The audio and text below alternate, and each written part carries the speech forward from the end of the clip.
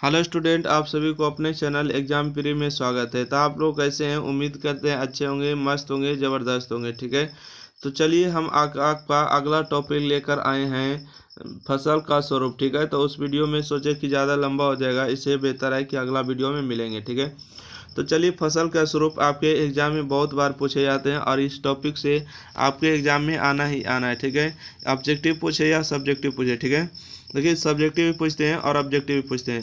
तो पहले हम देख लेंगे कि ऑब्जेक्टिव किस तरह से पूछते हैं। सब्जेक्टिव में तो आप लोग को दिक्कत नहीं होगा। ठीक है, क्योंकि जैसे लिखा हुआ वैसे ही लिख देना, परंतु ऑब्जेक्टिव कैसे पूछा जाता है ये आपको नहीं पता है। ठीक है, तो चलिए दोनों को साथ में देखते हैं। ठीक है, अगर कृषि का पार्ट 1 नहीं देखे हैं तो कृषि का पार्ट 1 जरूर देख लीजिएगा। ठीक है, ये आपका पार्ट 2 होने जा रहा है, जो भी हो, है ना।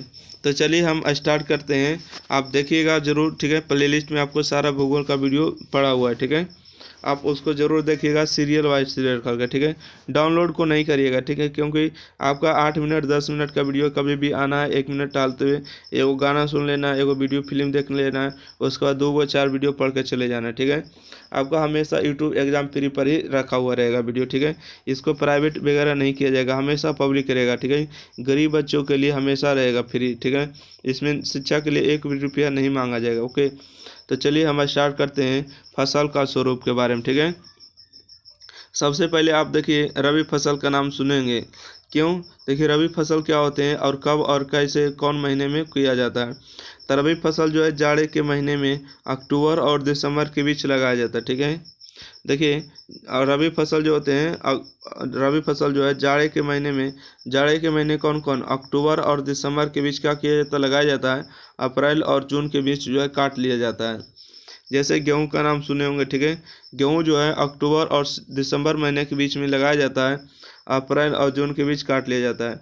जौ हो गया, जोवा जिसको कहते हैं ना, जोवा जिसको कहते हैं। ओके, उसके बाद चना हो गया जिसको बूट कहते हैं हम सब गाँव भाषा में। ठीक है, उसके बाद मटर हो गया, उसके बाद सरसों हो गया, उसके बाद मसूर हो गया, इत्यादि हो गया। ठीक है, तो उम्मीद है समझ गए होंगे कि इन सभी जो फसल जो है दिसंबर और अक्टूबर के बीच में लगाए जाते हैं, अप्रैल और जून के बीच काट लिए जाते हैं। तो आपसे क्वेश्चन ऐसे नहीं पूछेगा कि रबी फसल जो है कौन से महीने में लगाया जाता है, तो अक्टूबर और दिसंबर के बीच लगाया जाता है। ठीक है, रबी फसल जो है किस महीना में काट लिया जाता है, तो अप्रैल और जून में के बीच में जो है काट लिया जाता है। ठीक है, आपसे पूछेगा कि बताइए कि इनमें से कौन रबी फसल है। ठीक है, तो इनमें से देखिए ऑप्शन आपको ये भी याद रखना होगा। ठीक है, कि कौन कौन रबी फसल है। तो जौ हो जाएगा, देखिए जिसमें पानी की मात्रा कम पड़ता है तो वो रबी फसल होगा। ठीक है, समझ गए? जैसे जौ, गेहूँ, जौ, चना, मटर, सरसों। ओके, आगे देखते हैं। तो इनमें से आप ध्यान रखिएगा, ऑब्जेक्टिव बन जाएगा। अगला क्वेश्चन है खरीफ फसल। ठीक है, खरीफ फसल, तो यह फसल जून और जुलाई में लगाया जाता है। ठीक है, यह फसल जून और जुलाई में लगाया जाता है तथा अक्टूबर और नवंबर में काट लिया जाता है। ठीक है,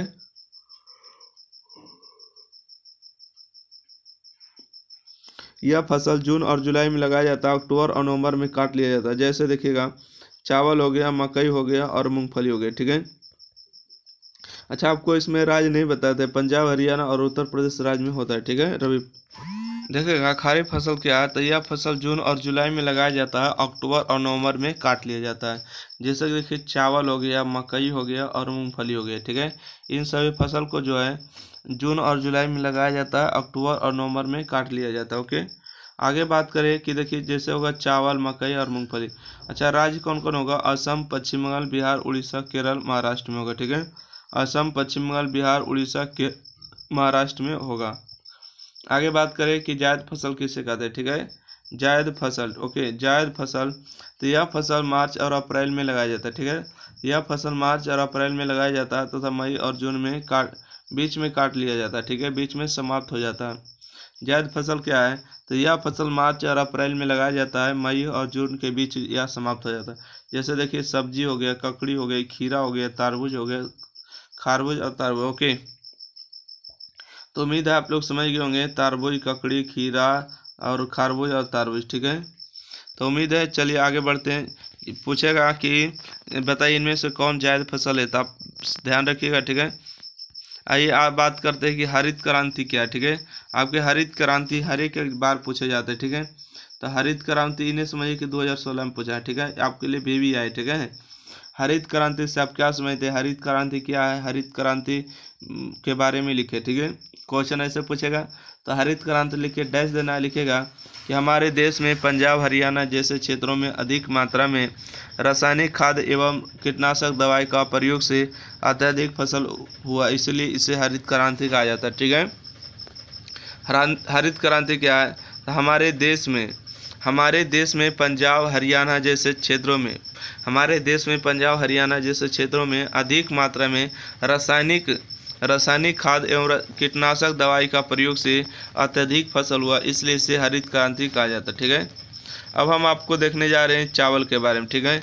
चावल जो आपके एग्जाम में पूछे जाते हैं कि चावल का वर्णन करें, ठीक है। तो हमारे देश की प्रमुख फसल है, ठीक है। चावल जो हमारे देश की प्रमुख फसल है जिस पर अधिकांश जनसंख्या निर्भर करते हैं, ठीक है, जिस पर अधिकांश जनसंख्या निर्भर करते हैं। विश्व का 22% चावल जो है भारत उत्पादन करता है, ठीक है। यह हमारे देश का प्रमुख फसल है जिस पर अधिकांश जनसंख्या निर्भर करती है। विश्व का 22%, ठीक है, विश्व का 22% चावल क्षेत्र भारत में है। चलिए देखिए तापमान क्या है, चावल को उपजाने के लिए तापमान की आवश्यकता पड़ती है। तो चावल की उपज के लिए 24 डिग्री तापमान होना चाहिए, ठीक है। चावल की उपज के लिए 24 डिग्री तापमान होना चाहिए। पहला कि बोते समय 21 डिग्री, बढ़ते समय 24 डिग्री, ठीक है, एवं पकते समय 27 डिग्री होना चाहिए, ओके। वर्षा की बात करें तो चावल के फसल के लिए 125 सेंटीमीटर से 200 सेंटीमीटर वर्षा की आवश्यकता होती है, ठीक है। चावल की उपज के लिए 125 सेंटीमीटर से 200 सेंटीमीटर वर्षा की आवश्यकता होती है। अगला बात करें मिट्टी, ठीक है। मिट्टी तो इसके लिए अत्यंत उपजाऊ जलोढ़ मिट्टी की आवश्यकता होती है जहाँ पर पौधे की जड़ अच्छी तरीके से विकसित हो सके, ठीक है। मिट्टी की बात करें तो इसके लिए अत्यंत उपजाऊ जलोढ़ मिट्टी की आवश्यकता होती है जहाँ पर पौधे की जड़ें अच्छी से विकसित हो सके।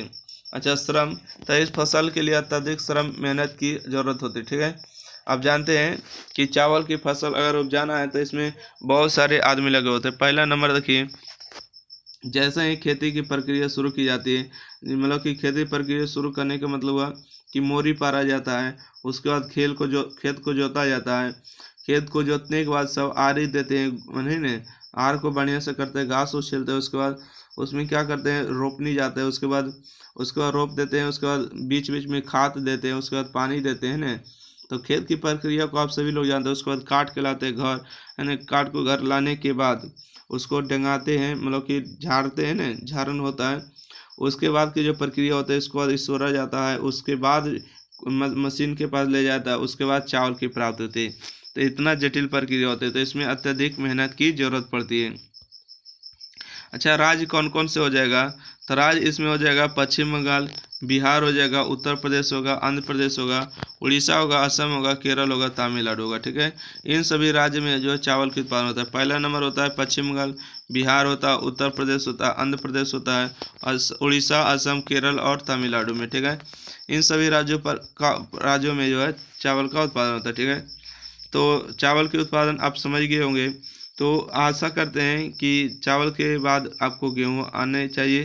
तो गेहूं जो है अगले वीडियो में देखेंगे। जब तक के लिए वीडियो को लाइक, शेयर और चैनल को सब्सक्राइब करिएगा, ज़्यादा से ज़्यादा मात्रा में शेयर करिएगा, ठीक है।